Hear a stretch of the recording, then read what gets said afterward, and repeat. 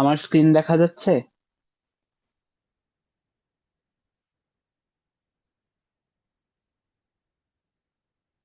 Yes, sir. ওকে। So আমরা গত ক্লাসে হচ্ছে এই পাওয়ারের ক্যালকুলেশনটা পর্যন্ত দেখছিলাম। তো আর অল্প একটু বাকি আছে এই চ্যাপ্টারে, সেটা শেষ করে আমরা প্র্যাকটিস প্রবলেমে যাব। তো নেক্সট হচ্ছে সিপিইউ বেঞ্চমার্ক। তো এর আগের ক্লাসে আমরা হচ্ছে পারফরমেন্স কম্পেয়ার করার জন্য সিপিইউ টাইমটাকে ইউজ করছিলাম।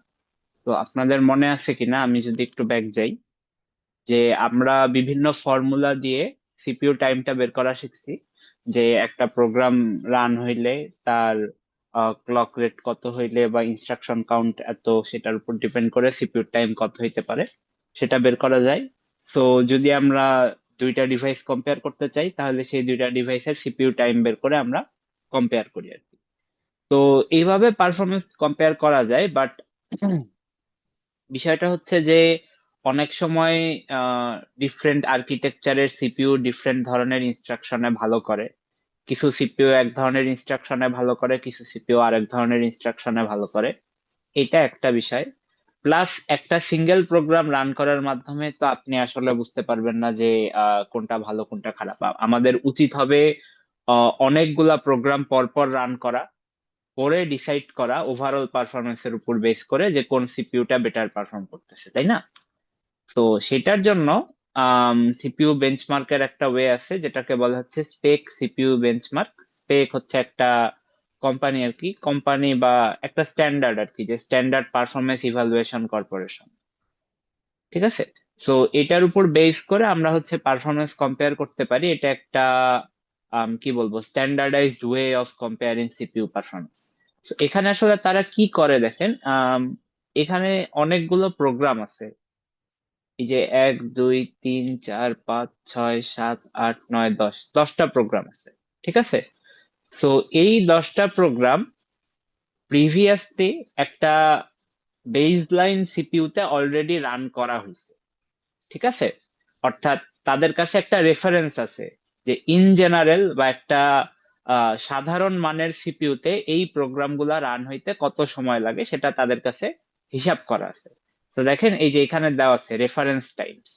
তো এই রেফারেন্স টাইমটা হচ্ছে একটা সাধারণ সিপিইউতে এই প্রোগ্রামটা রান হইতে কত সময় লাগে সেটা। তো আমরা যখন কোনো একটা সিপিইউর পারফরমেন্স মেজার করতে যাব, আমরা কি করব, ওই সিপিইউটাতে এই সবগুলা প্রোগ্রাম আবার রান করব। তো রান করলে আমরা পাবো যে ওই সিপিইউতে কত সময় লাগে। তো সেগুলা হবে হচ্ছে আমাদের এক্সিকিউশন টাইম। ওকে। তো এই যে আমাদের সিপিইউর এক্সিকিউশন টাইম আর রেফারেন্স টাইম, এই দুইটা রেশিওকে আমরা বলবো হচ্ছে স্পেক রেশিও। ওকে। তো এখানে দেখেন যে রেফারেন্স টাইম 1700, আমাদের এক্সিকিউশন টাইম 627। তো reference time by execution time হচ্ছে আমাদের স্পেক রেশিও। এইভাবে আমরা কতগুলা স্পেক রেশিও পাবো? 10টা স্পেক রেশিও পাবো, যেহেতু আমাদের কাছে 10টা প্রোগ্রাম আছে। সোফার কি বুঝতে পারছি সবাই স্টেপস গুলা?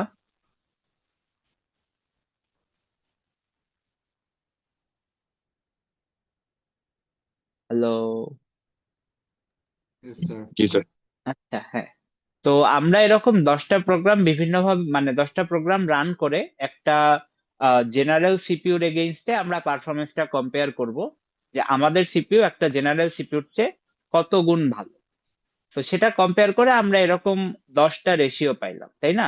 এখন এই 10টা রেশিও থেকে আমরা একটা ফাইনাল নাম্বার চাচ্ছি, যেটা আমাদের ওভারঅল পারফরমেন্সটাকে বুঝাবে আর কি। তো ফাইনাল নাম্বারটা পাওয়ার জন্য আমরা হচ্ছে জিওমেট্রিক মিন করব।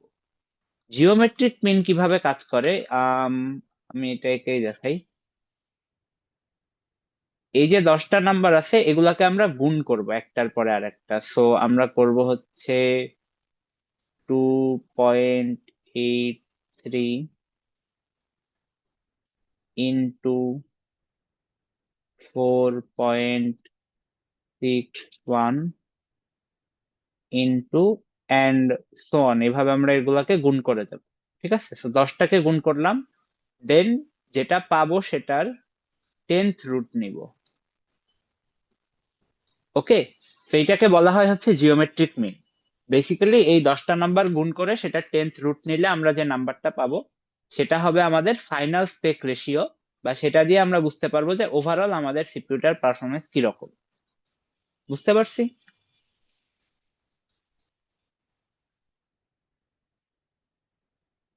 তো এখানে দেখেন এই যে জিওমেট্রিক মিন বের করার ফর্মুলাটা দেওয়া আছে, যে এন সংখ্যক নাম্বারের জিওমেট্রিক মিন বের করতে গেলে আমরা কি করব, first second third fourth fifth এইভাবে এন সংখ্যক নাম্বার গুণ করব, করে সেগুলার nth রুট নিব। ওকে, সো এটা হচ্ছে স্পেক সিপিইউ বেঞ্চমার্ক। এইভাবেই এখন জেনারেলি সিপিইউ বেঞ্চমার্ক করা হয়। তো অবভিয়াসলি এই 10টা program time to time change হয়, কারণ এইটা অনেক আগের, যার কারণে এখানে বেশ পুরাতন কিছু কম্পাইলার আর ইন্টারপ্রেটার দেখানো আছে। বাট কারেন্টলি হয়তো এখানে আরো প্রোগ্রামস অ্যাড হয়েছে, কিছু হয়তো বাদ গেছে, এরকম। ওকে, নেক্সট হচ্ছে আমডালস ল। তো এইটা হচ্ছে পারফরমেন্স ইমপ্রুভমেন্ট রিলেটেড একটা টপিক। তো একটা এক্সাম্পলই দেই। ধরেন যে আমার একটা সিপিইউ আছে, সে দুইটাই অপারেশন করতে পারে। একটা হচ্ছে সে অ্যাড করতে পারে, আর একটা হচ্ছে সে মাল্টিপ্লাই করতে পারে। এন্ড তার অ্যাড করতে সময় লাগে 2 সেকেন্ড করে, তার মাল্টিপ্লাই করতে সময় লাগে 5 সেকেন্ড করে। ওকে, এন্ড একটা প্রোগ্রাম আছে যেখানে 20 বার অ্যাড করতে হয়, 2 বার মাল্টিপ্লাই করতে হয়, রাইট? সো ইন্টু 20, মাল্টিপ্লাই করতে হয় 2 বার, সো ইন্টু 2। তো ওভারঅল ওই প্রোগ্রামটা অ্যাডিশনের সময় খরচ করে 40 সেকেন্ডস, আর মাল্টিপ্লিকেশনের সময় খরচ করে 10 সেকেন্ড। ওকে, সোফার আছেন সবাই আমার সাথে? Yes, yes, sir. হ্যাঁ। এখন যেহেতু দুইটা সেপারেট অপারেশন, আমরা তো আমাদের কাছে ইমপ্রুভ করার ওয়ে আছে যে 3 রকমের। একটা হচ্ছে আমরা শুধু অ্যাডিশনকে ইমপ্রুভ করব, অথবা আমরা শুধু মাল্টিপ্লিকেশনকে ইমপ্রুভ করব, অথবা আমরা সবকিছুকে ইমপ্রুভ করব। তো লজিক্যালি চিন্তা করলে দেখা যাবে যে যে কোনো একটাকে ইমপ্রুভ করা লজিক্যাল, কারণ এমন কোনো ওয়ে নাই, এমন কোনো অপটিমাইজেশন নাই যেটা দিয়ে সব ইমপ্রুভ হয়ে যাবে, তাই না? তো আমরা ধরা যাক আমরা হচ্ছে অ্যাডিশনকে অপটিমাইজ করলাম। সো অ্যাডিশনকে আমরা যদি 2 টাইমস অপটিমাইজ করি, অর্থাৎ অ্যাডিশনের ইমপ্রুভমেন্ট ফ্যাক্টর হয় 2, তাহলে আমার ওভারঅল ইমপ্রুভড টাইম কত হবে? কোয়েশ্চেনটা কি বুঝতে পারছি? If we improve addition by 2 times, what will be the total time? Okay, so এটা খুবই সহজ। অ্যাডিশনকে দ্বিগুণ ইমপ্রুভ করছি মানে কি, তখন অ্যাডিশনের টাইম হয়ে গেছে 40/2, 20 তাই না? seconds. হ্যাঁ। আর মাল্টিপ্লিকেশনের টাইম আগের মতোই আছে 10। তো আমার ইমপ্রুভ টাইম হয়েছে, কে যেন বললেন যে 30 সেকেন্ড, তাই না? এটা বের করাটা বুঝতে পারছি সবাই? স্যার এখানে কি মাল্টিপ্লিকেশনটা মানে অ্যাড করতে হবে? হ্যাঁ, মানে আপনার কাছে আসলে ফাইনাল মানে প্রোগ্রামটা রান হইতে কত সময় লাগবে সেটা চাইছে। তো আপনি যদি ইয়া। শুধু এডিশন ইমপ্রুভ করেন, ওইটা 40-এর জায়গায় 20 হবে, বাট মাল্টিপ্লিকেশন তো যা ছিল তাই থাকবে। আচ্ছা, তো এই যে আমি এই লাইনটা একটু খেয়াল করেন, এই যে এই লাইনটাই কিন্তু এখানকার ফর্মুলাটা, দেখছেন? T affected by improvement factor plus T unaffected. তো যেহেতু আমরা অ্যাডিশনকে 2 টাইমস ইমপ্রুভ করতেছি, অ্যাডিশনের টাইমটা হচ্ছে এফেক্টেড টাইম। আর যেহেতু আমরা মাল্টিপ্লিকেশনে কোনো ইমপ্রুভমেন্ট করতেছি না, সেটা হচ্ছে unaffected time. So affected time divided by improvement factor, অর্থাৎ আমরা এফেক্টেড জিনিসটাকে কত গুণ ইমপ্রুভ করতেছি, plus unaffected time. Okay, so এটাই হচ্ছে বেসিক্যালি আমরাউস ল, যে আমরা যদি কোনো একটা প্রোগ্রামে পার্শিয়াল ইমপ্রুভমেন্ট আনি। পার্শিয়াল মানে হচ্ছে যে প্রোগ্রামে হয়তো বিভিন্ন ধরনের অপারেশন আছে, আমরা কোনো একটা বা দুইটা অপারেশন ইমপ্রুভ করছি, বাকিগুলা অ্যাজ ইজ আছে। তো তখন আমরা প্রোগ্রামের ওভারঅল ইমপ্রুভমেন্টটা কিভাবে বের করব? তো আমরা পার্শিয়াল মানে যেই পোর্শনটা এফেক্টেড হয়েছে সেটার টাইম আলাদা বের করব, যেই টাইমটা আনএফেক্টেড রয়েছে সেটার টাইম তো অ্যাজ ইজ থাকবে, দেন দুইটা যোগ করে দিলে আমরা ইমপ্রুভ টাইমটা পাবো। এখন আপনাদের কাছে আবার কোয়েশ্চেন করতে পারে যে what will be the total টাইমের পাশাপাশি what will be the overall improvement. তো ওভারঅল ইমপ্রুভমেন্ট মানে কি, যে আগে টোটাল টাইম কত ছিল, এখন টোটাল টাইম কত হয়েছে। তো আগে টোটাল টাইম ছিল 50 সেকেন্ডস, রাইট?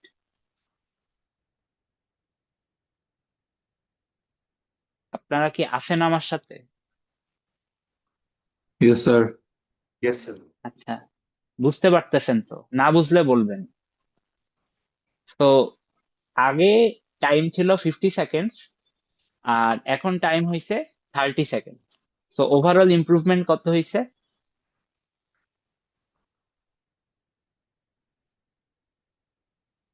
কেউ একজন একটু ক্যালকুলেটরে করে দেখেন 5/3 কত হয়। 1.666 I think. G yes sir, sir. 1.67। হ্যাঁ, তো এইটাই হচ্ছে আমাদের ওভারঅল ইমপ্রুভমেন্ট আর কি। তো কখনো ওভারঅল ইমপ্রুভমেন্ট বের করতে বললে আমরা এইভাবে বলবো। আচ্ছা, তো এই পর্যন্ত গেল। এখন আমরা যদি একটু উল্টা কোয়েশ্চেনে আসি, এই সেম সিনারিওই আমরা একটা উল্টা কোয়েশ্চেন করি যে can the program run 2 times faster if we are allowed to improve multiplication only? কোয়েশ্চেনটা বুঝতে পারছি?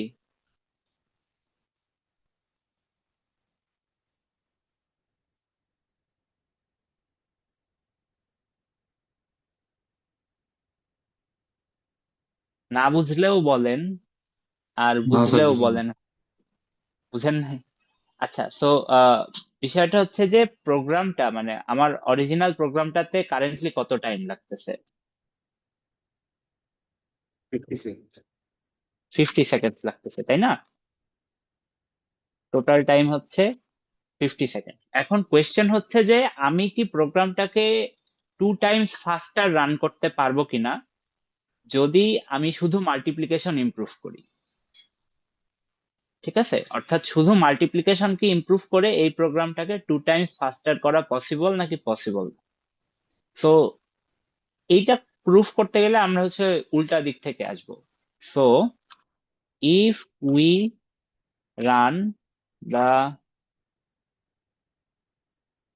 Programme 2 times faster, then total time becomes,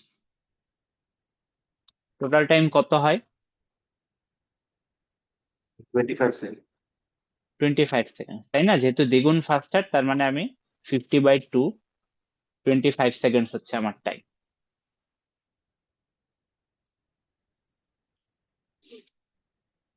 ওকে, এখন আমরা একটু দেখি, আমরা যদি শুধু মাল্টিপ্লিকেশনকে ইমপ্রুভ করি, let's assume we improve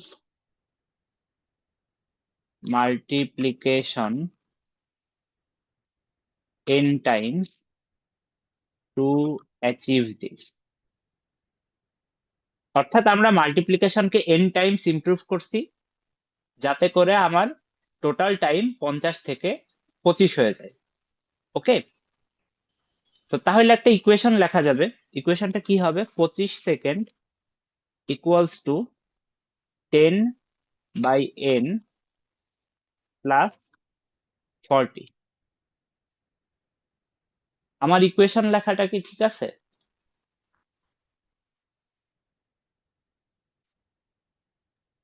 Yes, sir. খেয়াল করে দেখেন যে 10 হচ্ছে মাল্টিপ্লিকেশনের টাইম, তো সেটাকে আমরা বললাম যে n টাইমস ইমপ্রুভ করছি, সো এটা হয়ে গেল 10/n। আর এডিশনের টাইমে যেহেতু হাত দেওয়া যাবে না, অ্যাজ ইজ থাকবে, সো এটা 40। এন্ড যেহেতু আমরা ধরেই নিচ্ছি যে n টাইমস ইমপ্রুভ করার মাধ্যমে আমরা 2 টাইমস স্পিড আপ পাবো, তার মানে n টাইমস ইমপ্রুভ করে যে টোটাল টাইমটা আসবে সেটা হবে 25 সেকেন্ড। এখন একটু দেখেন যে এই ইকুয়েশনটা পসিবল কিনা।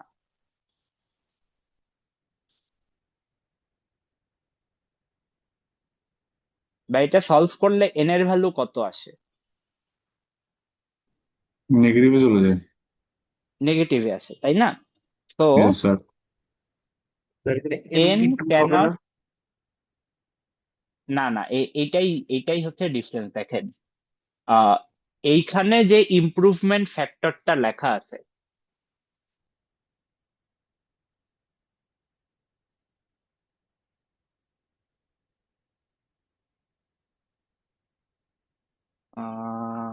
এত কষ্ট করে লিখলাম সব চলে গেল। আচ্ছা, যাই হোক, এখানে যে ইমপ্রুভমেন্ট ফ্যাক্টরটা লেখা আছে সেটা হচ্ছে এফেক্টেড পোর্শনের ইমপ্রুভমেন্ট ফ্যাক্টর।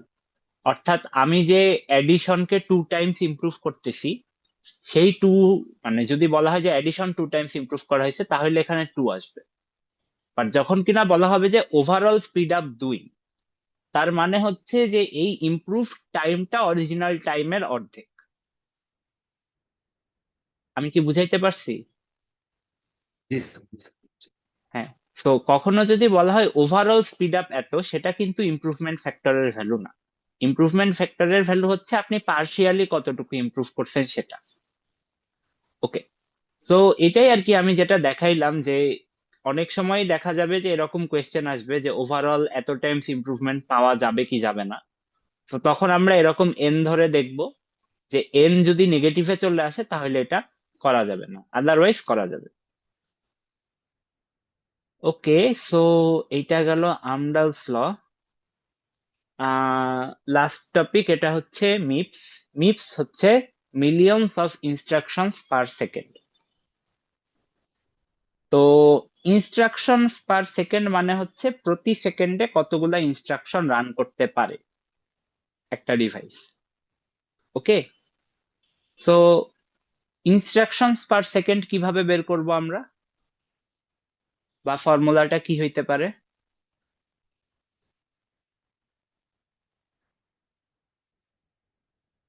কেউ একজন বলেন, মানে স্ক্রিনে দেখেই বলেন, স্ক্রিনে লেখা আছে তো।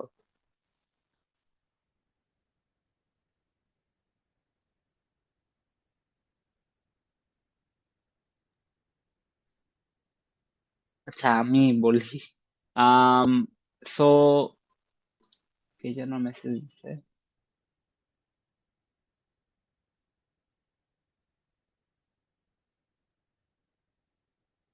ওকে, আচ্ছা, এটা আই থিংক, ওকে, আচ্ছা, আমি ট্রাই করব। আপনি স্ল্যাকে আমাকে ইনবক্সে মেসেজ দিন। আচ্ছা, সো বলতেছিলাম যে ইনস্ট্রাকশনস পার সেকেন্ড এটা আমরা কিভাবে বের করতে পারি, তাই না? তো চিন্তা করে দেখেন, আপনি 500টা ইনস্ট্রাকশন রান করছেন 10 সেকেন্ডে, তাহলে আপনার ইনস্ট্রাকশনস পার সেকেন্ড কত? 50, 50। কিভাবে বের করছেন? Sir 500 divided by 10। 500/10, তাই না? তাহলে ফর্মুলাটা কি? Instruction count divided by execution time, right? হ্যাঁ। আর এইটা আমরা বের করলাম কি ইনস্ট্রাকশনস পার সেকেন্ড। এখন যদি আমি বের করতে চাই millions of instruction per second, তাহলে আমাকে কি করতে হবে? 1 মিলিয়ন দিয়ে ভাগ দিতে হবে, তাই না? সো এর সাথে আমরা একটা 10⁶ দিয়ে ভাগ দিচ্ছি, অর্থাৎ 1 মিলিয়ন দিয়ে ভাগ দিচ্ছি, যাতে করে আমি পেয়ে গেলাম millions of instruction per second. এখন এই যে এক্সিকিউশন টাইম যেটা, এটার ফর্মুলা তো আমরা আগেই বের করে আসছি গত ক্লাসে, যে এটা হচ্ছে এক্সিকিউশন টাইমের ফর্মুলা। তো সেটা যদি আমি বসাই দিই তাহলে ইনস্ট্রাকশন কাউন্ট কাটা যায়, এন্ড নতুন একটা ফর্মুলা চলে আসে, clock rate by CPI into 10⁶। So এইভাবেও করা যেতে পারে। ওকে, স্যার এখন পারফরমেন্স আর ইনস্ট্রাকশন পার সেকেন্ড কি সেম জিনিস? হ্যাঁ, এটাই হচ্ছে এখন নতুন কোয়েশ্চেন, যে ইনস্ট্রাকশনস পার সেকেন্ড দিয়ে কি পারফরমেন্স বোঝানো যাবে কি যাবে না। এখন এখানে একটা ছোট সমস্যা আছে। ছোট সমস্যাটা কি দেখেন, যে আমি বললাম যে আমার সিপিইউর ইনস্ট্রাকশনস পার সেকেন্ড হচ্ছে 200, আপনি বললেন আপনার সিপিইউর ইনস্ট্রাকশনস পার সেকেন্ড হচ্ছে 300। প্রবলেম হচ্ছে এই ইনস্ট্রাকশন গুলা টাইপ সেম কিনা। অর্থাৎ ধরেন আমি যে ইনস্ট্রাকশন গুলা নিয়ে কাজ করতেছি সেগুলো আসলে এক ইনস্ট্রাকশনে অনেক কমপ্লিকেটেড কিছু একটা করে ফেলতে পারে। যেমন এক ইনস্ট্রাকশনে সে হয়তো ভাগশেষ বের করে ফেলতে পারে, বাট আপনি যে ইনস্ট্রাকশন গুলা নিয়ে কাজ করতেছেন সেগুলা হয়তো এক ইনস্ট্রাকশনে খুবই সিম্পল কাজ করে, যার কারণে যেটা হয়েছে যে আপনার ইনস্ট্রাকশন গুলা ফাস্টার হয়ে গেছে, আমার ইনস্ট্রাকশন গুলা স্লোয়ার হয়ে গেছে, তাই না? তো সেটা যদি হয় তাহলে তো আসলে আমার ইনস্ট্রাকশন কাউন্ট কম হইলেও বা ইনস্ট্রাকশন পার সেকেন্ড কম হইলেও আমি আসলে কম ইনস্ট্রাকশনে বেশি কাজ করতেছি। আমার লজিকটা কি বুঝতে পারছেন আপনারা? Yes sir. হ্যাঁ, অর্থাৎ যদি ইনস্ট্রাকশন গুলা সমান মানে একই লেভেলের কমপ্লেক্স না হয় তাহলে ইনস্ট্রাকশন পার সেকেন্ড দিয়ে আমরা পারফরমেন্স কম্পেয়ার করতে পারবো না। ঠিক আছে, সো এটা হচ্ছে এই যে instructions per second doesn't account for difference in complexity between instructions. So ইনস্ট্রাকশনের মধ্যে কমপ্লেক্সিটি যদি ডিফারেন্স থাকে তাহলে এটা দিয়ে পারফরমেন্স কম্পেয়ার করা যাবে না। আচ্ছা, নেক্সট হচ্ছে difference in ISA between computers. আমি হয়তো আপনাদের এখন পর্যন্ত আইএসএ কি বা কিভাবে কি হয় কিছুই বলি নাই, এটা হয়তো নেক্সট চ্যাপ্টারে ইন ডিটেলস বলবো আমরা, তখন এই জিনিসগুলো আর একটু ক্লিয়ার হবে। বাট এখন একটু বলে যাই। সো আইএস এর ফুল ফর্ম হচ্ছে ইনস্ট্রাকশন সেট আর্কিটেকচার। এটা দিয়ে কি হয়, সো এক একটা কম্পিউটার বা এক একটা আর্কিটেকচারের কম্পিউটার যখন আমাদের প্রোগ্রামিং ল্যাঙ্গুয়েজকে ট্রান্সলেট করে তারা তাদের নিজস্ব ওয়েতে ট্রান্সলেট করে বা তাদের নিজস্ব ইনস্ট্রাকশন সেট থাকে, সেইটাতে তারা ট্রান্সলেট করে। ঠিক আছে, যেমন ইন্টেল এক ধরনের ইনস্ট্রাকশনে ট্রান্সলেট করবে আপনার কোডকে, এএমডি আপনার কোডকে আরেক ধরনের ইনস্ট্রাকশনে ট্রান্সলেট করবে। তো এএমডির যে ধরনের ইনস্ট্রাকশন আর ইন্টেলের যে ধরনের ইনস্ট্রাকশন এগুলা হয়তো মানে এদের টাইপ সেম না, তো এদের কমপ্লেক্সিটিও মিলবে না। ঠিক আছে, সো যদি দুইটা সিপিইউর আইএসএ আলাদা হয় অর্থাৎ ইনস্ট্রাকশন সেট আর্কিটেকচার আলাদা হয়, তারা কোড ট্রান্সলেটই করে ডিফারেন্ট ভাবে, এবং ট্রান্সলেশনের ফলে যে রেজাল্ট আছে সেটাও ডিফারেন্ট, যার কারণে তখন আর এদের মধ্যে আপনি এই ইনস্ট্রাকশন পার সেকেন্ড দিয়ে কম্প্যারিজনটা করতে পারবেন না। বুঝাইতে পারছি? Yes sir. Yes, sir. ওকে, তো এটাই এইটা থেকে একটু মাঝে মাঝে থিওরি কোয়েশ্চেন চলে আসে, যে হয়তো একটা ম্যাথ দিবে যে আহ দুইটা সিপিইউর মিপস বের করো, আপনি বের করবেন, তারপরে বলবে যে এই মিপস বের করা থেকেই কি তুমি শিওর হইতে পারতেছো যে সিপিইউ এ সিপিইউ বি এর চেয়ে ফাস্টার, নাকি এটা শিওর হওয়া যাচ্ছে না। তো তখন আপনি হয়তো বলবেন যে হ্যাঁ শিওর হওয়া যাচ্ছে না, কারণ হয়তো ইনস্ট্রাকশন গুলোর মধ্যে কমপ্লেক্সিটি ডিফারেন্ট হইতে পারে বা আইএসএ ডিফারেন্ট হইতে পারে, এরকম আর কি। ওকে, সো এই চ্যাপ্টার মোটামুটি শেষ, আমরা এখন একটু প্র্যাকটিস শিটে আসি। সো প্র্যাকটিস শিটের প্রথম কোয়েশ্চেন, আপনারা কি প্র্যাকটিস শিট গুলা দেখছিলেন? একটু না দেখে থাকলে দেখেন, আমি আজকে হয়তো 2টা বা 3টা ম্যাথ দেখাই দিতে পারবো। তো ফার্স্ট কোয়েশ্চেনেই আসি। ফার্স্ট কোয়েশ্চেন হচ্ছে আমাদের একদম শুরুর টপিকটা নিয়ে, ওয়েফার, ডাই, ইয়েল্ড এইসব। তো এখানে কি বলা আছে, assume 19 centimetre 19 centimeter diameter wafer X has cost of 20, contains 89 dies, and has এত ডিফেক্টস পার সেন্টিমিটার। ওকে, সো আপনাদের যখনই এরকম কোয়েশ্চেন আসবে আপনারা যেটা করবেন যে আপনারা খাতায় এগুলা সব ইনফরমেশন লিখে নেবেন।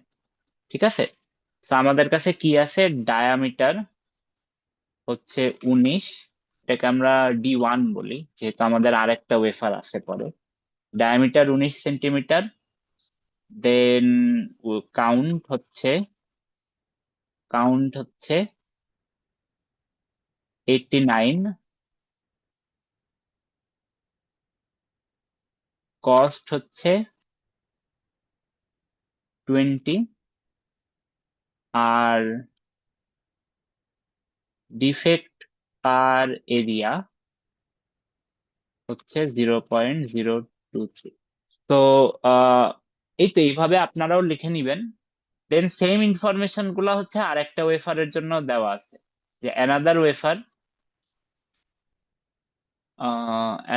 wafer has 20 centimeter diameter, cost এত, contains 100 dice and defect area এত, consider n equals to 2।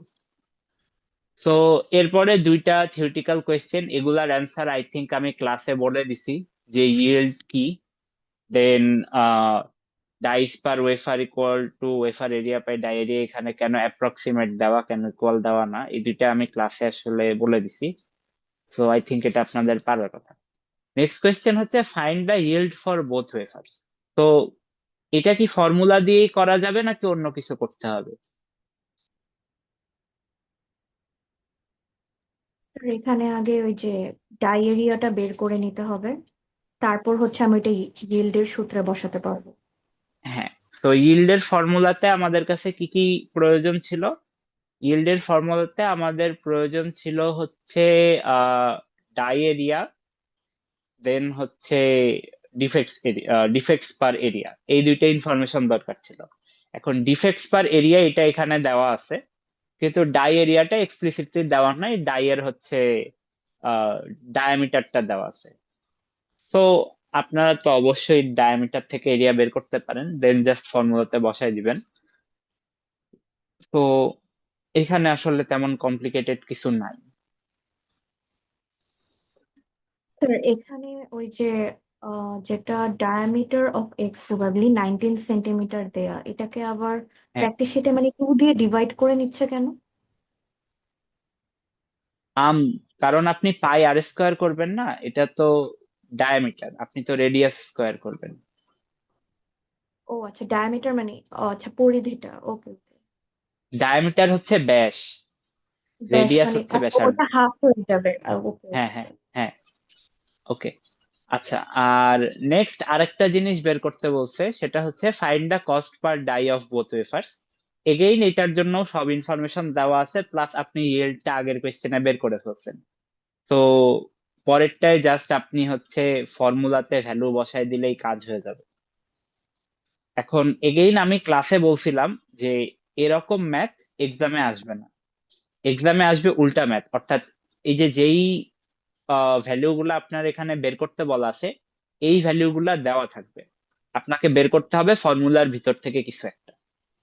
ঠিক আছে, তো একটু চেষ্টা করবেন ওই রকম কোনো ম্যাথ বইয়ে থাকলে সেটা প্র্যাকটিস করার, অথবা নিজে থেকেও চাইলে এখান থেকে রিভার্স ম্যাথটা প্র্যাকটিস করতে পারেন, যে এটা দেওয়া আছে আপনার আমাকে ডায়েরিয়া বের করতে হবে। স্যার আপনি ক্লাসে বলেছিলেন যে ডায়েরিয়া ডিভাইডেড বাই এ, এখন এখানে তো মানে ডায়েরিয়া ডিভাইডেড বাই 2 দিয়ে করছে, মানে এ এর ভ্যালুটা কি নর্মালি দেয়া থাকে, বা না দেয়া থাকলে আমরা 2 হ্যাঁ হ্যাঁ, দিয়ে ডিভাইড? নর্মালি এর ভ্যালুটা দেওয়া থাকে, না দেওয়া থাকলে আপনারা এন এর ভ্যালু আর এ এর ভ্যালু সেম ধরে করে দিবেন। Okay sir. আচ্ছা, তো পরের কোয়েশ্চেনে আসি। এটা এটা একটু ইম্পর্টেন্ট এন্ড এই ধরনের কোয়েশ্চেনই বেশি আসে। তো এখানে বলা আছে যে দুইটা গেমিং কনসোল, একটা প্লে স্টেশন 5 একটা এক্সবক্স এক্স আছে, এরা হচ্ছে দুই ধরনের আর্কিটেকচার ইউজ করে। সো তাদের যে ইনস্ট্রাকশনস গুলা সেগুলা চারটা ক্লাসে ভাগ করা যায়, এবিসিডি। ওকে, চারটা ক্লাসে ভাগ করা যায়।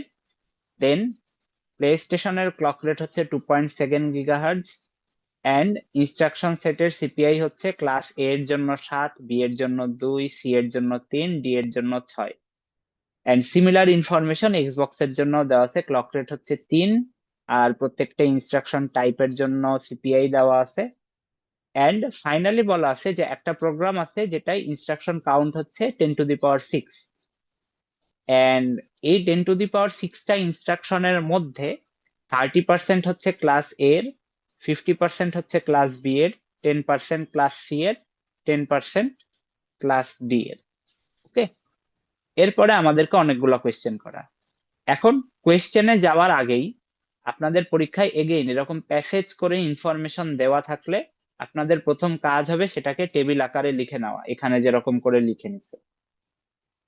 ঠিক আছে, টেবিল আকারে লিখলে আপনাদের জন্য সুবিধা হবে, এন্ড আসলে ভুল করার চান্সেস অনেক কমে যাবে। আচ্ছা, তো দেন আমরা কোয়েশ্চেনে আসি। Calculate how many clock cycles per instruction on average does the PlayStation take compared to the Xbox? তো কোয়েশ্চেনটা হচ্ছে clock cycles per instruction on average, অর্থাৎ average CPI. Average CPI PlayStation এক্সবক্সের তুলনায় কত বেশি, এটা বের করতে বলছে। তো অ্যাভারেজ সিপিআই বের করাটা আমি আপনাদেরকে আই থিঙ্ক গত ক্লাসে দেখাইছিলাম না? স্যার বলেছিলেন। হ্যাঁ, সো এখন একটু কেউ আমাকে, আমরা অ্যাটলিস্ট এখানে প্লে স্টেশনের অ্যাভারেজ সিপিআইটা বের করার চেষ্টা করি। সো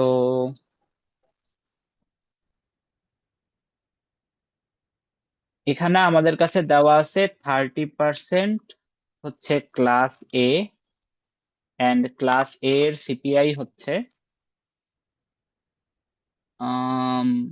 7। দেন 50% ক্লাস বি, ক্লাস বি এর সিপিআই হচ্ছে 2। দেন 10% হচ্ছে ক্লাস সি, ক্লাস সি এর সিপিআই হচ্ছে 3। দেন 10% হচ্ছে class D, and class D এর সিপিআই হচ্ছে 6। এখন আমাকে একটু অ্যাভারেজ সিপিআইটা বের করতে হেল্প করেন আপনারা। স্যার এখানে ইনস্ট্রাকশন কাউন্টার সাথে হচ্ছে ওই যে 0.3 0.5 মানে ওই যে 30% 50% মাল্টিপ্লাই করে আগে ওইটার ভ্যালুটা আনতে হবে, দেন ওইটাকে হচ্ছে সিপিআর সাথে মাল্টিপ্লাই করলে ক্লক সাইকেল বের হয়ে যাবে। তো ওই ক্লক সাইকেলটাকে আবার ইনস্ট্রাকশন কাউন্ট দিয়ে ডিভাইড করলে তখন আমার এবার সিপিআই চলে আসতেছে। আচ্ছা, হ্যাঁ, সেটা করতে পারেন, বাট একটু ইজিয়ার করে দেই আমি। যদি পার্সেন্টেজ দেওয়া থাকে, স্পেসিফিক্যালি কাউন্ট না দিয়ে, ধরেন এখানে এই কাউন্টটা যদি দেওয়া না থাকতো, স্টিল এটা বের করা পসিবল। কেন? মানে এই ভ্যালুটা 10⁶ হোক, আর 10⁻²00 হোক, আর 10 হোক, আপনার এই রেশিও গুলো তো সেম, তাই না? জি স্যার। সো তখন আসলে আপনি ওই ভ্যালুটা ছাড়াও কাজটা করে ফেলতে পারবেন। তো সেটা কিভাবে হবে, আমরা সিম্পলি করতে পারবো এখানে 0.3 into 7 plus 0.5 into 2 plus 0.1 into 3 plus 0.1 into 6। তো একটু কেউ একজন আমাকে এটা ক্যালকুলেট করে দিবেন যেটা কত আসে?